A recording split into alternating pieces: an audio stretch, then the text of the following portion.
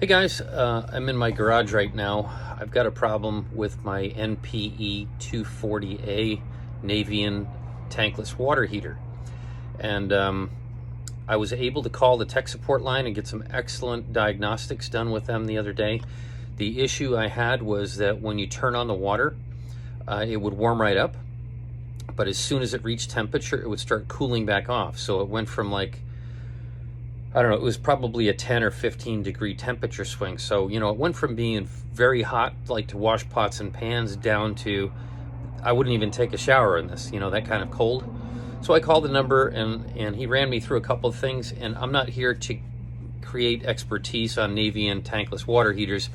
The problem he diagnosed for me was a check valve, and this is what it looks like.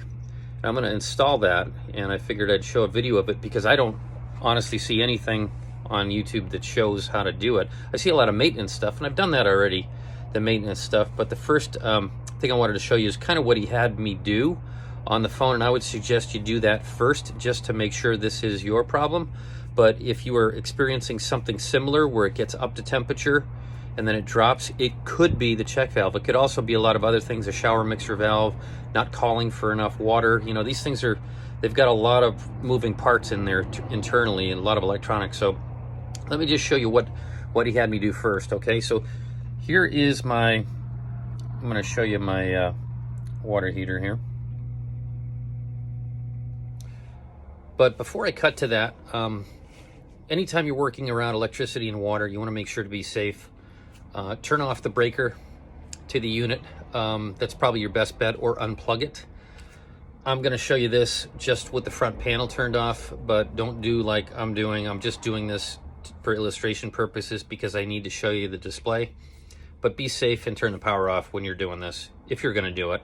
And also call tech support first. You know, they're gonna kind of steer you in the right direction. But watch this video before, and you'll kind of know what you're getting into. Again, there's a lot of possibilities of what could be wrong. So anyways, here's my unit. Okay, so this is my heater. It's installed in my garage next to my washer and dryer. If you'll notice, I'll use the flashlight for this so you can get a little bit of a, I don't know if you can see it. So you've got several buttons here on the panel. The first thing he had me do was go to this one right here and press on that. Now this goes all the way to, I think, to Z, but what he was saying was that this is really what tells you what's wrong with this thing. So that's gallons per minute. This next one is the temperature out, okay? Well, right now it's off. This unit has a recirc tank, and I'm not using it right now. He had me bypass it, and I'll show you that in a minute, what he had me do, just so that I would have hot water until he sent me that part out. But let me just show you. I'm gonna go ahead and turn the water on. Give me a second, and you'll see the flame icon light up there as soon as I turn that water on, and then we'll notice that temperature go up. So hold on one second. Okay, I just turned my water on. Let me shut this light off so you can see that a little better. Okay, so that is the water temperature out right now, 127, 128. Now, if you continue to hit, so B and R were the two, sorry, I'm not drunk, I promise. The two that he had me focus on was the B and the R. So let me go to, I'll just go to minus down here to R. So he said these should be pretty close to the same temperature when everything's kind of cooking in the right direction. One of them is the heat exchanger temperature, and the other one is the actual water temperature out. So this is another internal, and again, I'm not 100% sure of these. I'm just showing you this because I don't know if you knew these were there or not. I didn't. I've had this thing, 6 years, and I never knew anything about this. So anyways, this is just a reference, but if you do want to know, you know, how many gallons per minute something is using, this is 0.4 gallons per minute, what I'm using right now, just to run the water. And my temperature out, looks like it's only 81 right there, so that's not too good at the moment, is it? But the icon just lit, so let's see if that picks up.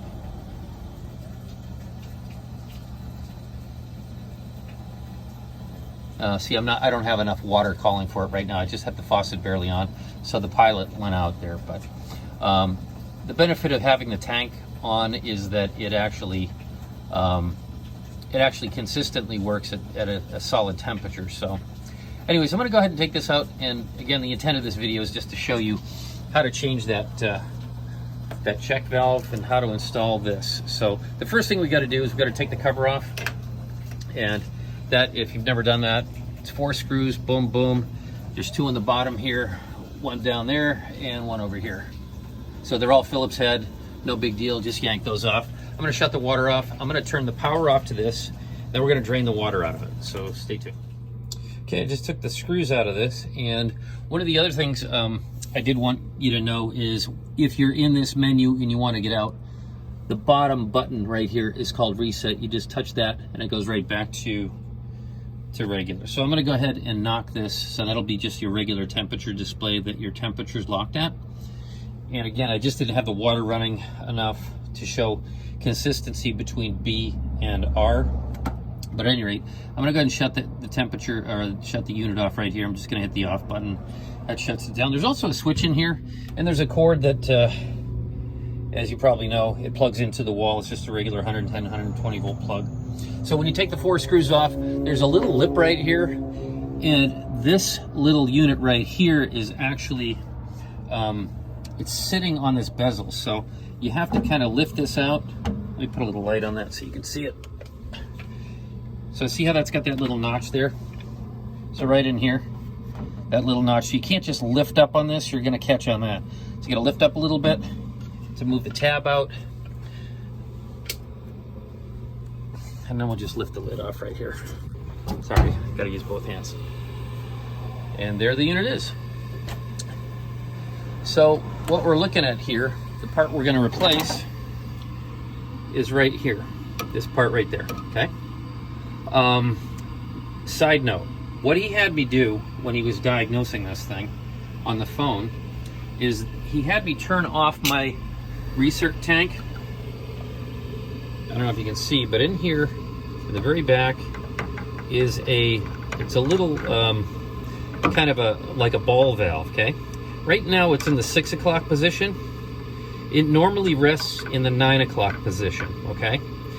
When it's in the 9 o'clock position, that means that your recirc tank, which is right here, this thing right here, that's your tank, your holding tank. So when it's in the 9 o'clock position down here, you are getting water that goes up into there, and then from there goes out and into your hot water feed, okay? So with that off, so he had me bypass that. That's the bypass ball valve. He had me bypass that so that we could troubleshoot this. If you do that, and then you go over here in this panel and you pull up this little rubberized deal here. Mine just came off, but I don't think they're necessarily going to just come off. But there is there's a bunch of little switches right here. Let me put this light down so you can see that a little bit better, okay? And over here, switch number 1. If you have this model, switch number 1 should be flipped up, okay? That'll be the normal operating position, is up, okay? So all things being equal, brand new unit, you just installed it, that's going to be up. And then that ball valve back there is that I pointed to already. Sorry about this, guys, I'm definitely not a photographer. That down there, that ball valve, is gonna be the 9 o'clock position. So if you want to test this out and say, hey, is my check valve over here junk, go ahead and move that to 6 o'clock from 9, so 6 down to 9, or excuse me, from 9 down to 6. Dyslexic speaking, I didn't know there was such a thing. So from 9 down to 6, and then flip that switch down so that all of them are down, okay? That far left switch, which is number 1. I don't know if you can see that. It's number 1, switch number 1, okay? You do that and you get hot water, that's probably your culprit right there. But again, call their tech support number. The guys are amazing. Doesn't matter if a plumber installed this for you, they will help you. Just let them know, no, I'm a homeowner, I'm not the plumber, I'm not a tech. They'll walk you right through it. And as long as you're willing to take liability for it, they're gonna send you the part. So, and if you don't feel comfortable, you can have somebody else do it. But what he's telling me is all I gotta do is lift on that valve. There's a little piece of metal on the top. So if I can just hold that light right there. He's saying all I got to do is lift this little piece of metal up and that whole thing slides out. So let's see if he's right. First, I got to drain the water though. and that is down here. I'm going to take these caps off. Got to shut the water off to this unit here and here. Okay. And then I've got to take the caps off. This one here, this one here. And we got to put a hose on each one. Okay. And then we're going to open those ball valves up so they're open. They're in this position so that they're running with the direction of the pipe. And that's going to allow the water to drain out of this. Okay, so I'm going to do that next. I don't think I need to waste your time and show you how to put a hose on a hose bib. So I'll do that next, and then I'll come right back. Okay, I'm back, and I was able to just pull this up with my fingers. I'm just going to pull that out. Remember, the little angle goes towards the back, so I'm just going to set this up there. And it looks like I can just pull this thing out.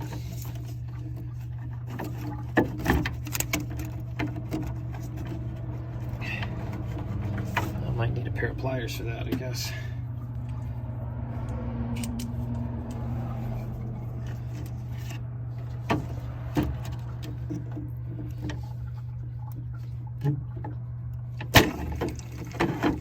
Wow, that's pretty nasty looking.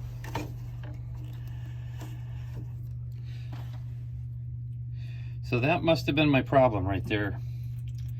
I guess we'll find out in a minute. And it is leaking some water in there, so I guess I better mop that up. That's the old one. And the new one that Navien just sent me is right here. So let's look at the new versus the old. I guess it would help if I put them in the right direction, huh? But that's what they look like. So I'm assuming that somehow where that seats in there, it wasn't doing its job. So oh, I guess it has an issue because it's that end's popped up. See, this one is recessed. So he said what happened was because my check valve wasn't working right, it was letting cold water run into the hot discharge. In other words, I was diluting my hot water with cold water. So that's what the problem was. So yeah, I could see why that would be an issue. So I'm going to go ahead and slide this one in. Looks like it's pretty base here. It can only go in one way. It's got that little notch, and there's a notch there on this. So I'm going to go ahead and slide that in. And I will set this back on.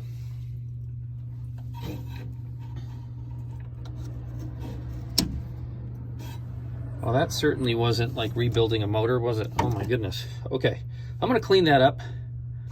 I'm going to set this back with my little screwdriver here. I'm going to set number one back to the up position. There, it's now up. I'm going to go back in here. I'm going to turn that from 9 o'clock to 6. See how that just turns? Okay, so it's back from 6 to 9, excuse me. So it was in the fully down position at 6.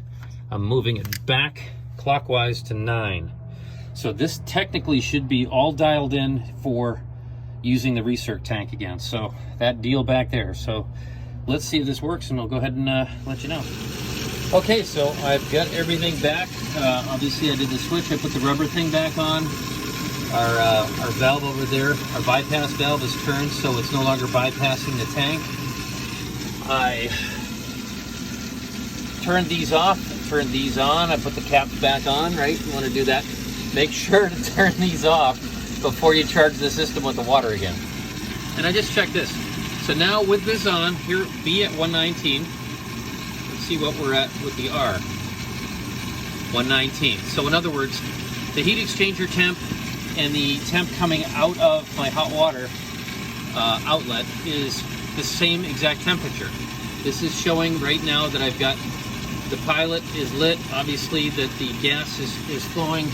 You can see that the heat exchanger is working.